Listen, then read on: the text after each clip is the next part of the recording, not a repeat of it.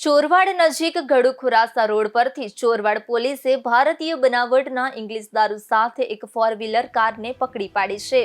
પોલીસને મળેલી બાતમીને આધારે પીઆઈ જીઆઈ રાઠોડ અને પીએસઆઈ એસઆર સોલંકી તેમજ પોલીસ સ્ટાફ દ્વારા વોચ ગોઠવવામાં આવી હતી। વોચ દરમિયાન પસાર થતી હોન્ડા કારને અટકાવવામાં આવી, જેમાં સવાર 4 વ્યક્તિઓમાંથી એક વ્યક્તિ સ્થળ પરથી ફરાર થઈ ગયો હતો। કારની તપાસ દરમિયાન અંદરથી ઇંગ્લિશ દારૂના કુલ 602 ક્વાર્ટર મળી આવ્યા હતા। પોલીસે પકડાયેલા આરોપીઓની પૂછપરછ કરતા જાણવા મળ્યું કે આ દારૂ ડારી ગામે જગાભા ગલખાનિયા પાસે પહોંચાડવાનો હતો। આ મામલે પોલીસે કારમાં સવાર રવિન્દ્રભાઈ પ્રવીણચંદ્ર પરમાર, જશા ભગા બાંભણિયા અને ભૂપસિંહ બલબીરસિંહ ક્યોરણની ઝડપી પાડ્યા છે, જ્યારે ચંદ્રેશ રામ સિંધી ફરાર હોવાથી તેની શોધખોળ હાથ ધરાઈ છે।